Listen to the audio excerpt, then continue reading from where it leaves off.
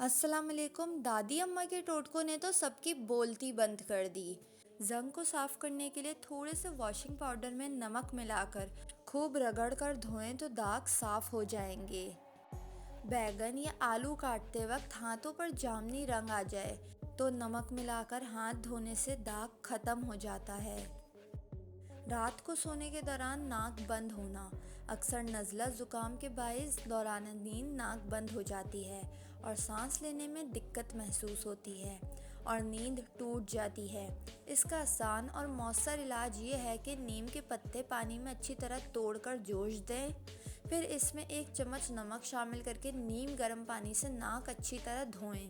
पानी नाक के अंदर तक जाए।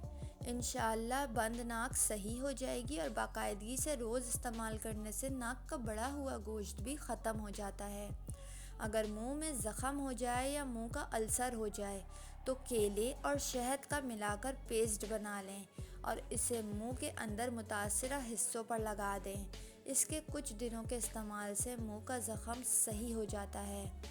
कलेजी या गोश्त की बदबू दूर करने के लिए इसको धोने से पहले सूखा आटा छिड़क दें और कुछ देर के लिए रख दें। इससे ना सिर्फ कलेजी और गोश्त की बदबू दूर हो जाएगी बल्कि इसमें अगर जो खून लगा हुआ होगा वो भी बिल्कुल साफ़ हो जाएगा। उम्मीद करती हूँ आपको ये टोटके और ये वीडियो पसंद आई होगी। वीडियो को लाइक और मेरे चैनल को सब्सक्राइब करके बेल नोटिफिकेशन ज़रूर ऑन कर लें।